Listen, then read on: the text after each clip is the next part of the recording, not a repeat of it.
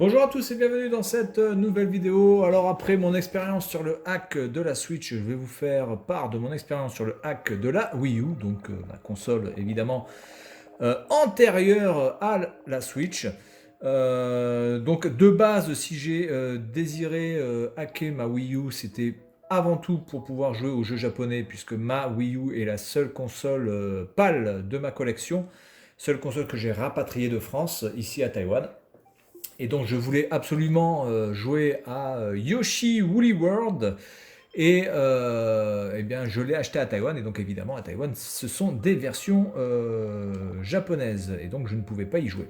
Donc du coup, ça a été la première motivation de hacker cette console pour pouvoir enfin jouer à Yoshi Woolly World.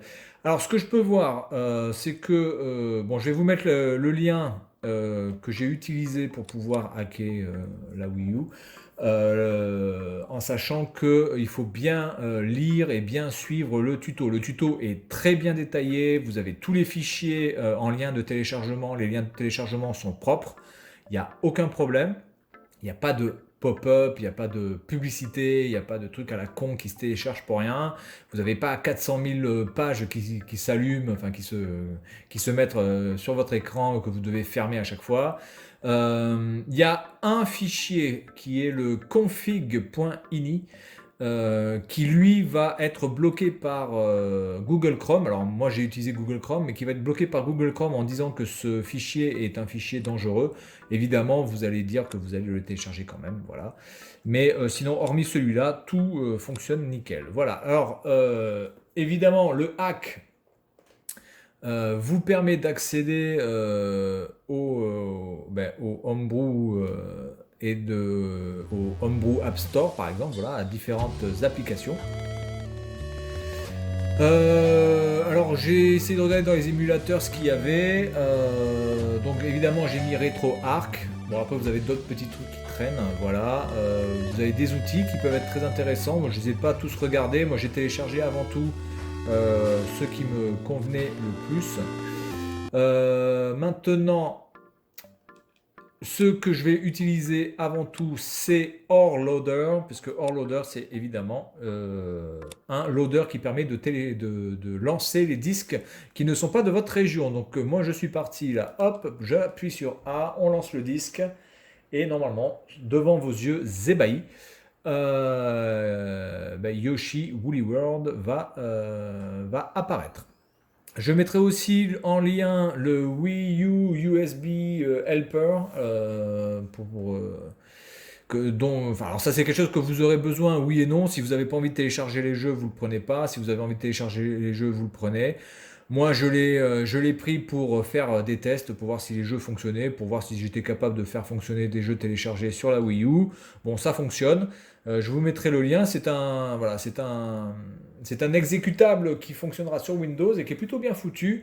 Voilà, avec une bibliothèque voilà, online. Donc vous avez besoin évidemment d'être connecté à Internet pour pouvoir accéder au catalogue, etc., etc.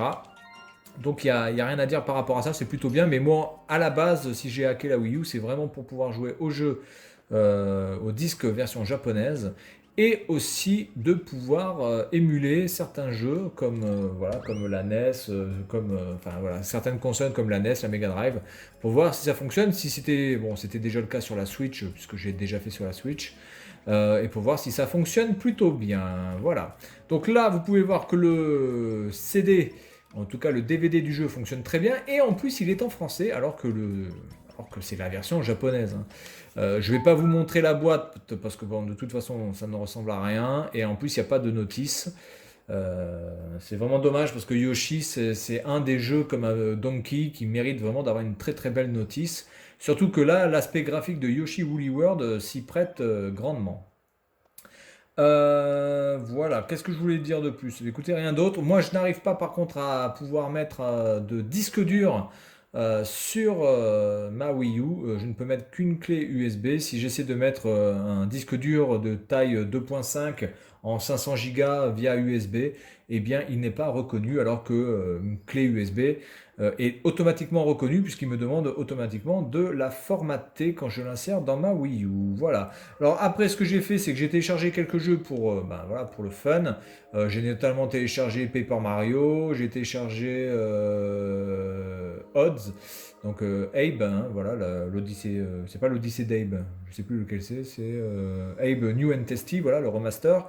Nintendo Land, voilà, j'ai téléchargé aussi un gros jeu comme Splinter Cell hein, qui fait 16 Go et j'ai téléchargé Sonic, voilà, juste pour tester.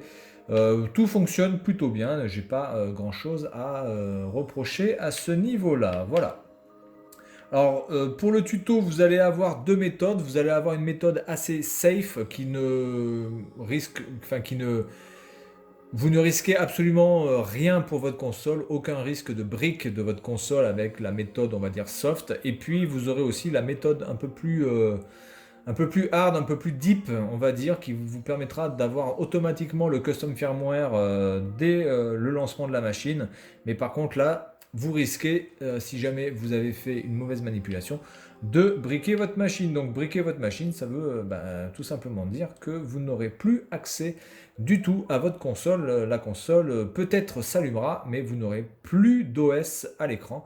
Donc vraiment faites très attention si vous voulez vous y lancer. Voilà. Ce hack fonctionne sur les firmware de 5.5.0 jusqu'à 5.5.4e. Voilà. Donc on va dire tous les firmware récents.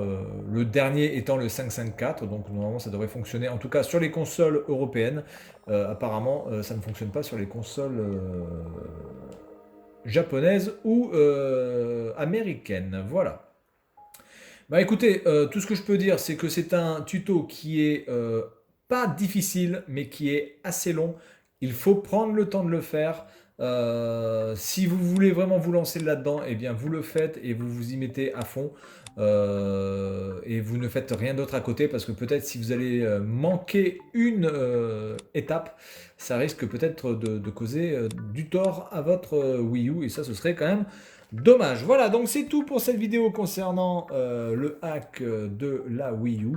Je vais donc vous mettre les deux liens, le lien du hack et le lien de Wii U USB Helper. Voilà, et puis moi je vous dis à la prochaine. Salut à tous.